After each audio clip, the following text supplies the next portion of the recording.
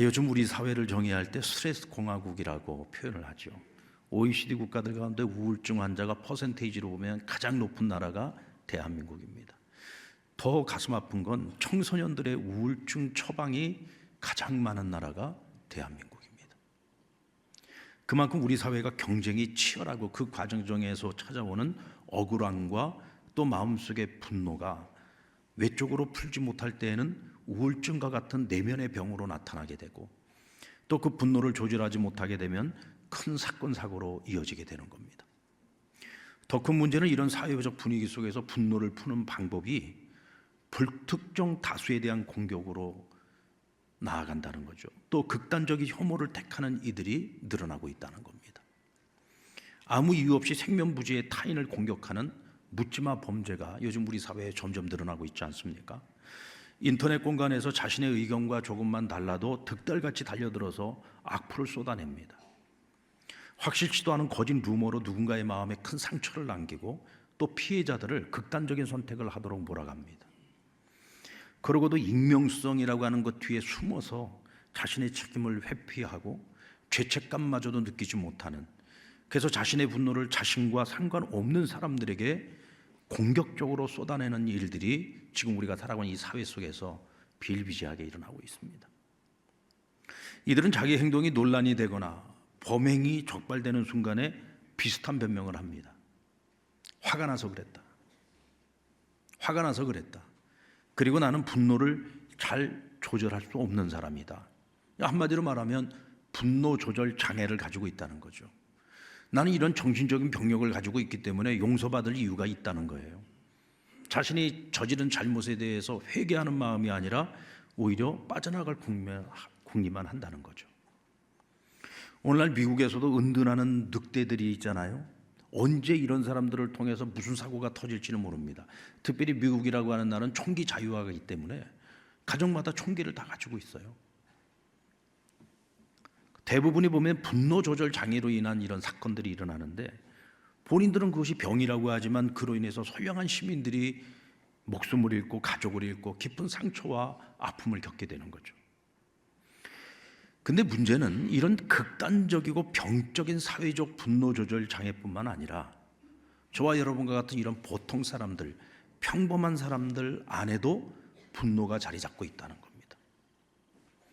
여러분들 안에 화가 있습니까? 없습니까? 전혀 화 안 낼 것 같은 얼굴로 지금 앉아 계시지만 어느 순간에 화낼 일이 생기면은 부글부글 끓어오르잖아요. 이게 화거든요. 이게 어느 날 갑자기 하루아침에 이게 생긴 화가 아니에요. 우리도 모르는 사이에 우리 안에 내재되어져 있고 쌓여 있는 화입니다. 그리고 그것이 분노가 되어서 어느 순간에는 그냥 폭발을 해버리고 마는 거죠. 여러분, 우리 같이 평범한 사람들 안에도 그런 화가 있고 분노가 있다는 거예요. 이것이 개인적인 분노가 됐든 사회적 분노가 됐든 어떤 형태의 분노가 됐든지 그런 우리 안에 있는 이 분노를 잘 다스릴 수 있는 사람은 우리가 흔히 성숙한 사람이라고 이야기를 합니다. 그래서 누가 봐도 화를 낼 만한 상황인데 그런 상황 속에서 화를 안 내요. 참 저 사람은 성숙한 사람이구나. 그런데 쉽게 분을 표출하는 사람들이 있죠. 이 정도 일은 아무것도 아닌데 아무것도 아닌 일을 가지고도 화를 폭발하는 사람들이 있습니다. 우리는 흔히 이런 사람들을 미성숙하다고 이야기를 하죠. 그런데 문제는 이런 분노를 잘 다스리지 못하는 마음이 이 신앙생활에 있어서도 문제가 된다는 거예요. 여러분, 신앙생활이라는 게 뭡니까? 결국은 하나님과의 관계에서의 신앙생활이고, 그 하나님과의 관계를 가지고 사람들과의 관계, 세상과의 관계에서 풀어가는 것이 신앙생활이란 말이죠. 그런데 오늘 우리의 마음을 잘 다스리지 못하고 우리 안에 있는 분노를 절제하지 못하는 사람이 과연 하나님과의 관계 속에서 신앙생활을 제대로 할 수 있겠는가? 과연 이 공동체 안에서도 우리가 신앙생활을 제대로 할 수 있으며, 또한 믿지 않는 세상 속에서 살아가면서도 우리가 과연 사람들과의 관계 속에서 믿는 자로서 제대로 신앙생활을 하고 제대로 사회생활을 할 수 있겠는가? 오늘 본문 29절 말씀을 보면 노하기를 더디하는 자는 크게 명철하여도 마음이 조급한 자는 어리석음을 나타낸다고 말씀하고 있습니다. 여러분, 노하기를 더디한다는 건 뭐예요? 내 안에 분노가 있는데 이 분노를 조절할 줄 아는 사람, 이 분노를 다스릴 줄 아는 사람이라는 뜻이잖아요. 근데 성경은 그와 같은 사람이 크게 명철한 사람이다 라고 말씀하고 있어요. 반면에 마음이 조급한 사람, 그래서 분노를 잘 다스리지 못하는 사람은 어떤 사람이다? 어리석고 미련한 자다라고 말씀합니다. 여러분들, 우리 자신이 지금 굉장히 지혜롭고 명철한 삶을 살아가고 있는지, 아니면 어리석고 미련한 삶을 살아가고 있는지, 그 기준이 되는 것 중에 하나가 뭐냐? 마음을 잘 다스리느냐 못 다스리느냐, 분노를 잘 다스리느냐 못 다스리느냐, 그걸 가지고 나의 성숙함과 미성숙함을 구별할 수 있다는 거죠. 이거 여러분, 우리 스스로가 한번 우리 자신에 대해서 한번 점검을 해볼 필요가 있습니다. 만약 우리가 마음을 잘 다스리지 못하고 노하기를 빨리 하는 사람이라면 오늘 우리의 신앙생활도 점검을 해보고 무엇이 문제인지, 그래서 어떻게 하면 우리가 나 자신을 잘 다스릴 수 있는 성숙한 사람으로 살아갈 수 있는지, 성숙한 신앙생활을 할 수 있는지를 우리가 돌아봐야 된다는 것입니다. 하나님의 은혜에 누구보다 익숙했던 백성들은 이스라엘 백성들이죠. 여러분, 애굽에서 종살이 하던 사람들을 하나님께서 이끌어내어 자유민이 되게 하셨잖아요. 그리고 광야에서 40년 동안 함께하는 동안에 하나님 매일매일 기적을 베푸셔서 그 먹을 것 없는 광야에서도 매일 만나를 내리셔가지고 배불리 먹여주시지 않았습니까? 또 고기가 먹고 싶다고 불평하면 하나님께서 메추라기 떼를 갖다가 몰고 와가지고 하늘에서 고기가 떨어져요. 그래서 고기도 배불리 먹게 해주시고, 마실 물이 없으면 반석을 쳐서 물을 내어 그들을 또 먹이시지 않았습니까? 매일매일 기적 속에서 살아가는, 하나님의 은혜 가운데서 살아가는 백성들인데도 뭐 한 가지 부족한 것만 있으면 그들은 또다시 탓할 대상을 찾았어요. 그래서 항상 누구를 탓합니까? 여기까지 우리 이끌어내신 하나님을 탓하고, 모세를 탓하고, 원망하고, 심지어는 모세는 돌로 쳐서 죽이려고까지 하지 않았습니까? 그 이스라엘이라고 하는 이 민족, 이 공동체를 보면은요, 이 공동체 전체가 분노 조절 장애처럼 보입니다. 어떤 특정한 한두 사람이 아니잖아요. 여러분, 성경을 읽어보면 아니 이 민족 전체가 그렇단 말이죠. 참 그런 모습을 보면서 우리 하나님이 얼마나 속이 터지셨습니까? 그래서 하나님도 분노하십니다. 그 하나님의 분노가 어떻게 나타났어요? 내가 이 백성들을 이끌고 왔지만 이 광야에서 내가 이들을 전부 죽여버리시겠다는 거예요. 난 이제 더 이상 그들의 하나님이 되시지 않겠다는 거예요. 근데 그 말을 듣고 모세가 중재자가 돼서 하나님을 설득하지 않습니까? 하나님, 이 백성들을 여기까지, 이 광야에 와서 여기서 다 죽게 만드시려고 하십니까? 한 번만 용서해 주시면 안 됩니까? 내가 구원을 못 받아도 좋으니 내 생명을 가지고 가시는 한이 있더라도 이들을 한 번만 용서를 해달라고 피를 토하면서 하나님께 중재하지 않았습니까? 그래서 여러분, 하나님께서 그 모세를 가리켜 온유함이 이 세상에서 가장 으뜸이라고 했어요. 나 같으면은 하나님, 저놈들은 죽어도 쌉니다 그럴 것 같은데, 아니 모세는 그렇게 당하고서도 중재자가 되어 심지어는 자기 구원을 담보로 그 백성을 용서해달라고 하나님께 구원을 요청하지 않습니까? 근데 여러분, 그런 모세도요 못 참을 때가 있습니다. 그 분노가 어디서 폭발했죠? 무리바에서 폭발했잖아요. 또다시 물 없다고 또 원망을 하니까 모세가 뭐라고 했어요? 내가 이 지팡이로 이 반석을 쳐서 너희에게 물을 내어주랴, 그러고는 분노하잖아요. 근데 하나님이 그걸 기뻐하지 않으셨어요. 왜냐하면 모세가 그 분노를 표출하기 직전에 하나님 뭐라고 말씀하셨느냐? 저들에게 물을 내어주라 고 말씀하셨거든요.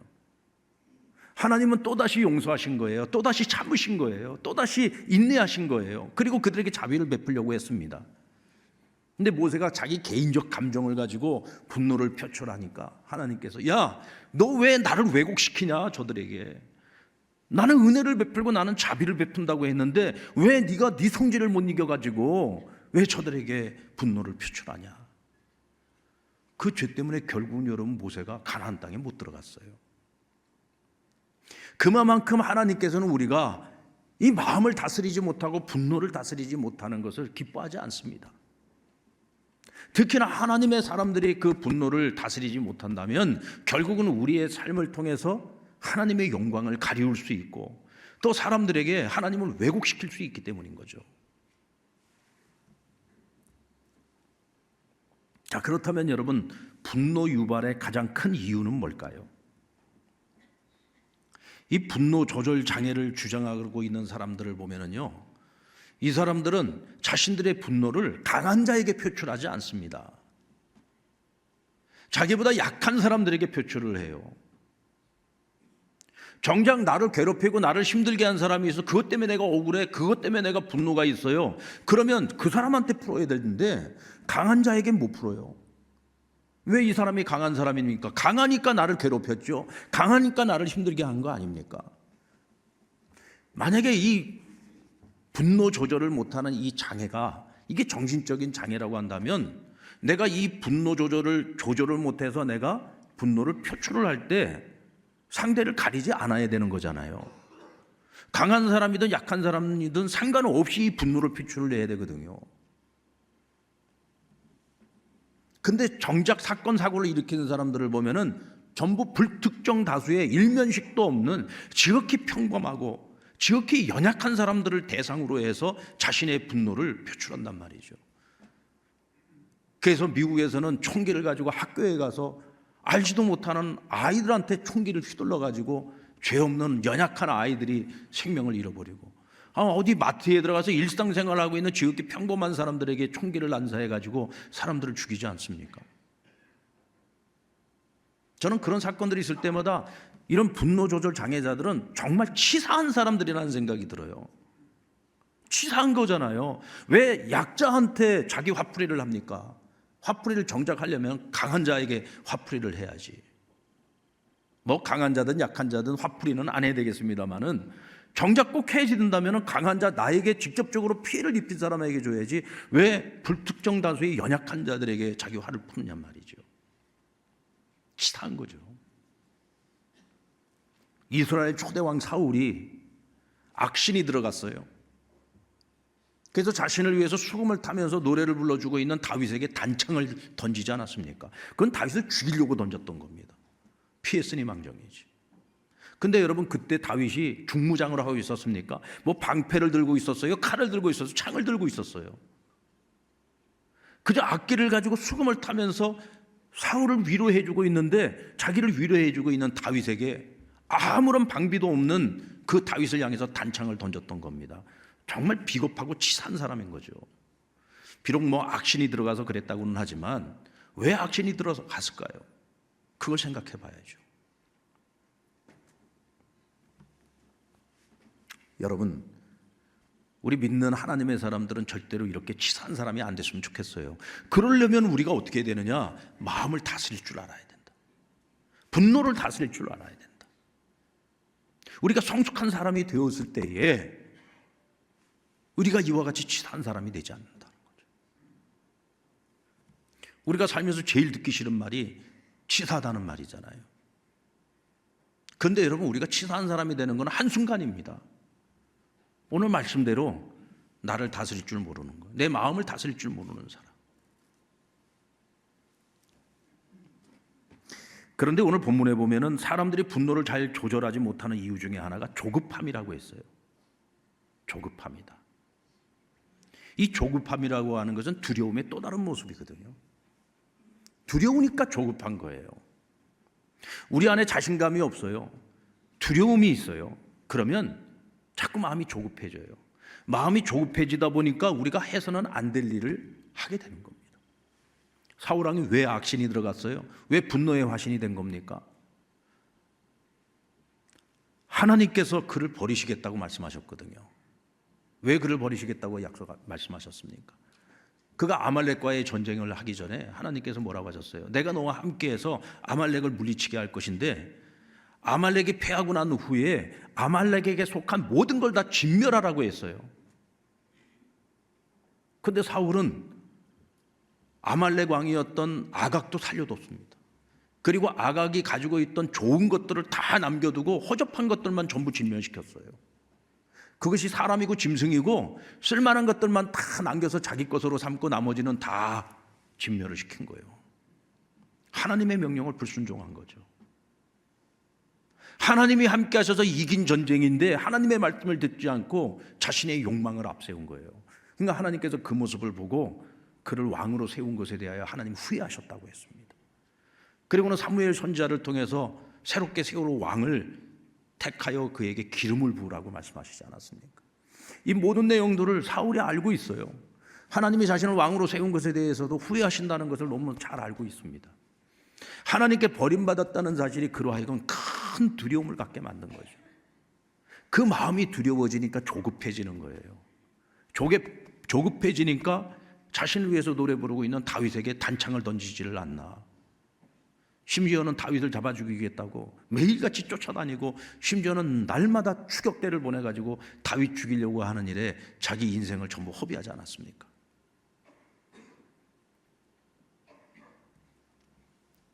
결국 여러분, 마음을 잘 다스리고 분노를 다스리는 가장 선한 방법이 뭘까? 특히 오늘 저와 여러분들은 하나님을 섬기는 사람으로서, 믿는 자로서 마음을 잘 다스리는 이런 명철함에 있어서도 다른 사람들에게 본이 돼야 되잖아요. 그렇다면 오늘 우리가 어떻게 해야 우리 안에 있는 이 화와 분노를 잘 다스리고 성숙한 그리스도인으로 살아갈 수 있을까? 그것은 여러분 딴 게 아니에요. 하나님과의 관계에서 하나님과 더 친밀해지는 길밖에 없습니다. 그리고 하나님을 신뢰하고 또 신뢰해야죠. 하나님에 대한 불신이 생기고 하나님을 온전히 믿고 의지하지 못하면 오늘 우리의 마음에 이런저런 일들로 인하여 두려움이 생기는 거예요. 그게 조급하게 만들고 결국은 해서는 안 될 일을 하게 만드는 거죠. 여러분, 다윗이야말로 정말 두려운 일상을 살아갈 수밖에 없는 사람이었잖아요. 그의 청춘 가장 젊을 때 가장 좋은 시절에 그는 사울에게 쫓겨서 날마다 광야로 황무지로 쫓겨다녔던 사람입니다. 그런데도 불구하고 그는 누구에게 분노를 표출한 적이 없어요. 심지어는 사울을 죽일 수 있는 절호의 기회가 있을 때도 죽이지 않았습니다. 왜 그랬을까요? 그는 하나님의 살아계심을 믿어요. 하나님이 내 인생의 주인 되심을 믿어요. 하나님이 오늘도 나와 동행하고 계심을 믿어요. 내 인생은 하나님의 손에 붙들려 있다는 것을 알아요. 하나님이 나의 방패가 되시고 나의 피난처가 되시고 나의 피할 바위가 되신다는 것을 너무나 잘 알고 있어요. 그래서 내가 사망의 음침한 골짜기를 걷고 있지만 내가 해를 두려워하지 않는 것은 하나님의 지팡이가 나를 안위하시기 때문이라고 시편 23편에서도 고백하지 않습니까? 이게 다윗입니다. 그러니까 누구보다도 두려울 수밖에 없는 상황을 살아갔던 사람인데도 불구하고 언제나 강하고 담대함을 가지고 오히려 자신에게 악을 베푸는 사람에게 악을 선으로 베풀고 있지 않습니까? 이게 다윗이죠. 멋지지 않습니까? 우리 그리스도인은 이런 삶을 살아가야 되는 겁니다. 너 죽고 나 죽자가 아니에요. 우리는 나 죽고 너 살자 이렇게 돼야 되는 겁니다. 그러면 하나님께서 나 죽고 나는 죽고 너는 살아야 된다 그러는데, 그래 너는 죽고 얘는 살아야 된다 이러겠어요? 우리가 이런 마음 가지고 살면 하나님께서 둘 다 살리시지 않겠습니까? 아니야, 너도 살고 쟤도 살고 같이 살아야지. 이사야 26장 3절로 4절 말씀 우리 같이 한번 읽어보겠습니다. 시작. 주께서 삼가 견고한 자를 평강하고 평강하도록 지키시리니 이는 그가 주를 신뢰함이니이다. 너희는 여호와를 영원히 신뢰하라. 주 여호와는 영원한 반석이심이리이다. 아멘. 여러분, 다윗은 심지가 견고한 사람이었습니다.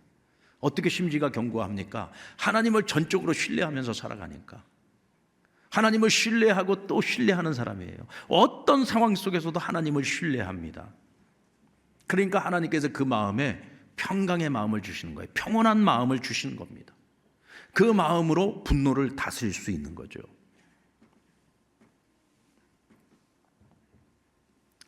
여러분들, 한 번은 이 다윗이 굉장히 분노했던 적이 있습니다. 악한 부자였던 나발이라고 하는 사람이 은혜를 잊고서도 그 은혜를 악으로 갚으려고 해요. 그래가지고 분노를 못 참아가지고 군대를 이끌고 나발과 그 집에 있는 남자들을 다 쳐 죽이겠다고 달려갑니다. 그런데 그때 여러분, 이 어울리지 않게 이 어리석고 미련한 나발에게 지혜로운 아내 아비가일이 있었잖아요. 그 아비가일이 중간에 서 있다가 그를 가로막고 왜 하나님의 사람인 당신의 손에 그 어리석고 미련한 자의 피를 묻히려고 합니까? 당신이 그 사람을 치려고 하다가 잘못하면 그 가정에 있는 남자들, 죄 없는 남자들까지 다 죽이게 생겼는데 절대로 그래서는 안 된다고 중간에 가로막습니다. 근데 여러분, 다윗이 그 말을 듣고 어떻게 했어요? 발길을 돌립니다. 여러분, 이게 온유한 거예요. 사람은 누구나 다 화가 있어요. 분노할 수 있죠. 사람인데 감정이 있는데 왜 화가 안 나겠습니까? 그러나 지혜로운 누군가의 말을 들었을 때 생각을 바꿀 수 있는 사람이 지혜로운 사람인 거예요. 그 사람이 온유한 사람인 겁니다. 누가 얘기를 해줘도 말 안 들어요. 내가 일단 한번 마음 딱 먹었으면 어떻게든 일을 저질러야 돼. 이건 어리석고 미련한 겁니다. 모세도 그렇지 않습니까? 누군가가 지혜로운 사람이 충고를 해주면 그거를 받아들일 줄 알아요. 귀담아 들을 줄 알아요. 그러니까 그의 장인 이드로의 말을 듣고 10부장, 100부장, 1000부장 제도를 만들어서 자신의 그 리더십을 함께 나누지 않습니까? 여러분들, 누군가의 말에 귀를 기울일 줄 아는 사람이 돼야 됩니다. 내 생각, 내 감정만 가지고서 함부로 우리가 일을 저지르면 안 되죠. 옆에서 하는 이야기를 들을 줄 알아야 되는 거예요. 우리는 무엇보다도 하나님의 말씀을 읽고 묵상할 때마다 하나님의 생각을 읽을 줄 알아야 되죠. 하나님의 뜻을 받아들일 줄 알아야 됩니다. 그럼 우리가 실수를 줄일 수 있어요. 분노를 다스릴 수 있게 되는 겁니다. 우리의 영적 자신감은 하나님과의 관계에서 온다는 사실을 믿으시기 바랍니다. 예전에 어떤 사람이 닭 3,000마리를 잘 키웠습니다. 그래서 2,997마리를 팔고 자신이 먹기 위해서 3마리만 남겨뒀습니다. 여러분들, 긴장을 푸시고 그냥 평안한 마음으로, 이건 이야기일 뿐입니다. 그러니까 이거 너무 심각하게 듣지 마시고 그냥 이야기다 생각하고 들으셔야 됩니다. 자, 3,000마리 중에 2,997마리를 팔고 3마리를 남겼어. 근데 어느 날 손님이 찾아와서 3마리 중에 1마리를 잡아야 됩니다. 근데 대체 이 3마리 중에 어느 놈을 먼저 잡을까 생각을 하다가 국립 끝에 닭한테 질문을 던져서 정답을 맞추는 놈들은 살리고, 제가 분명히 이야기라고 했습니다. 정답을 못 맞추는 놈을 잡아야 되겠다 이제 생각을 하고 질문을 던졌습니다. 첫 번째 닭에게 2 곱하기 5는 몇이냐? 그랬더니 2, 5, 10 하고 대답을 했습니다. 이 닭은 살았을까요? 죽었을까요? 살았습니다. 두 번째 닭에게 2 곱하기 7은 14, 살았습니다. 이 세 번째 닭에게 질문을 던집니다. 365 곱하기 27 나누기 3은 몇이냐? 자, 여기 지금 답 나오신 분 손 들어보세요. 답 나오신 분. 여러분, 머리 좋은 우리도 지금 정답이 아직 안 나오는데 이 닭이 이게 답이 나오겠습니까? 고민하다가 가만히 생각하니까 너무 화딱지가 나는 거예요. 아니, 첫 번째 닭, 두 번째 닭한테는 풀기 쉬운 문제를 주고 왜 나한테는 이렇게 어려운 문제를 주고서 이거 못 풀면 나는 이제 죽은 목숨인데, 너무 억울하잖아요. 그래서 여러분, 닭이 뭐라고 대답을 했을까요? 이랬답니다. 물 끓여라 이놈아.